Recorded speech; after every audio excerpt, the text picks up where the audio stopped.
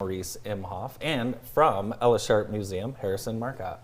Morning. Morning. Good morning. It's been a busy morning for both of you already. Yes. Yeah. So the end of the year, everything's crammed into one. Yeah. Yeah, it is, right? We Yeah. ran into each other last night. Yeah, it's gathering gala Christmas party season. It is every Yeah, night. everyone's out. Every night, everyone's out. Everyone's looking good. There's always something to do. You guys have a cool event coming up. Tell us a little bit about this. I'm excited to hear this. So this weekend, on Saturday, I should Yep. say, we are hosting the Winter Quarters event. It's the first time that the Historical Society and specifically the Civil War Muster, joined with the Ella, are hosting a Civil War living history event in the winter. So we take the summertime event and are now having it in the winter in a way, so to speak. So you see some similar things, but it's a complete change up from what you'd normally see in the summertime. So Harrison, where will this be located on the grounds? It's all over our grounds. So if you've been through the park, we kind of have this kind of sprawling complex, historic buildings, our main building. It's going to be all over, by Ella's farmhouse, by the log house. I know that we were seeing how many we'd expect, and it sounds like we're going to expect quite a few reenactors, so it's going to be all over the place. Just look for the tents. In Maurice, people get to experience the harsh reality of Michigan winters, which we don't. Again, it's the Civil War muster in the summer. We don't think about the winter months, but there is harsh reality, and you guys are going to be able to show that. Right. I mean, we joke during the summertime, why wouldn't I want to stay in that tent there and such? I mean, well, now imagine it in the wintertime, but that's the reality that we're talking about. That's what those soldiers went to, and it's telling specifically the Jackson story because just right down the road on Lansing Avenue, you had Camp Jackson that had these canvas tents, and they were there in 1862 in the winter, going through these conditions and sometimes having fun. They had snowball fights and such like that. There's stories about there in the camp, but I don't think I'd want to have a snowball fight and then go back into a tent and then be cold. What are some of the things visitors will notice, or maybe that'll stand out to them while they're watching some of the reenactments? Yeah, I think I'd definitely say the change up in the work that the reenactors are doing as a soldier compared to the summertime and the wintertime, where you're not going to see them as much busy, occupied, going around drilling. It's more trying to stay warm, gathering different food. We have different tents. They'll have heaters in them, actually, a different kind, but like it's called a Sibley stove. So they'll ensure that's keep going and stoked and such like that. So it's a change up of life and attitude that the soldiers would have had. So how many reenactors do you think you'll have? We're looking at about 50. So much more smaller than the actual muster itself, but something small to really help show what it was like for the soldiers on an individual basis. So not as grand where you walk by a lot of different people, but this really allows people to come in and connect with the living historians one-on-one. That's going to be cool to see. And Harrison, you and I do not like cold, so I wonder if it's going to be poor form if we're out there in our big parkas watching the reenactors. Yeah, no, it's... Yeah, maybe. Who knows? I think it's going to be interesting. So when can people come out? What's the time frame? It is going to be this Saturday, December 7th, from 4 p.m. to 8 p.m. Okay. So it's all thinking it'll be dark too, so you don't see the muster at night.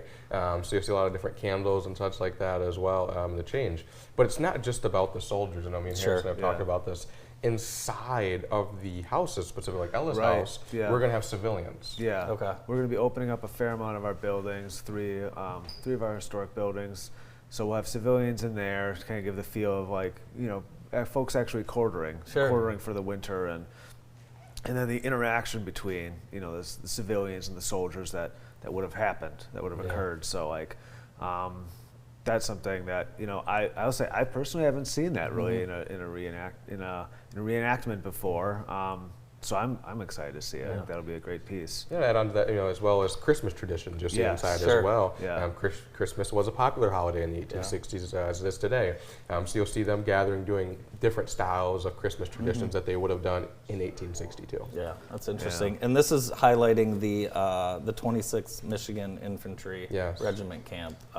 Do you know anything particularly about them? Yeah, of course. Yeah, the 26th Michigan was a very involved regiment. I mean, they fought at a lot of the major battles in the American Civil War. You can look at their battle flag in Lansing. We'll talk about battle flags on here in a bit. And you can see all the different battles that they were in. But like I said, they started right here in Jackson. So cool. Them and the 20th Michigan trained at Camp Jackson, just right up the road where True Community headquarters is.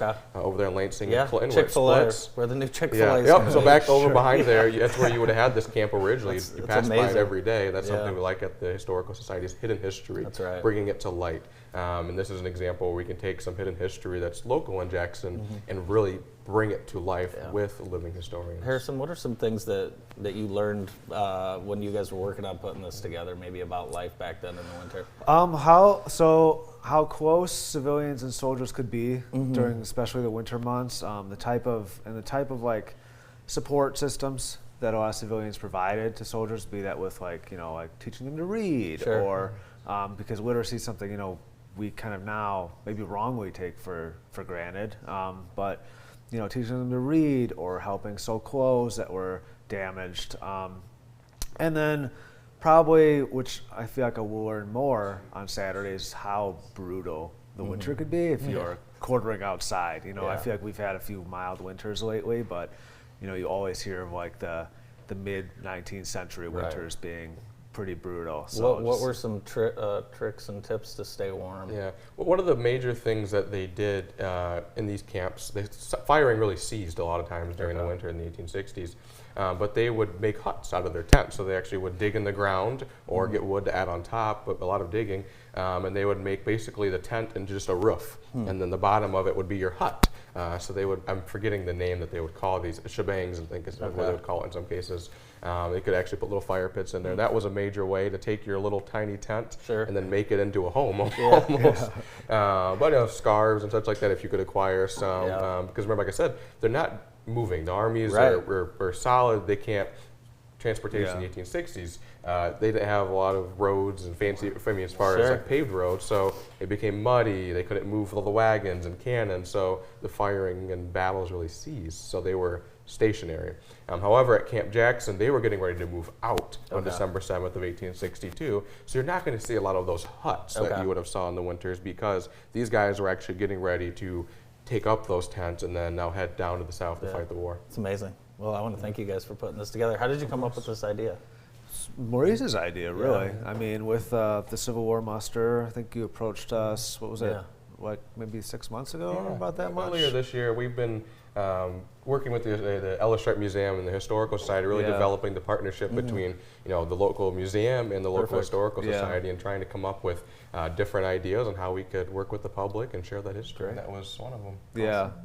Yeah, it's been great. Our organizations have been working closely a lot together. Well, we're looking forward to this weekend. It should be a good time. And again, it's free, and just stop out, correct? Absolutely. Yeah, it's completely free. Thanks to our sponsors. Awesome. Yeah. Well, thank you guys so much. We appreciate it. Thank you. Thank you. Maurice Imhoff and Harrison Marcott with the reenactment at Ella this weekend. More of the show after this quick break. Stay with us.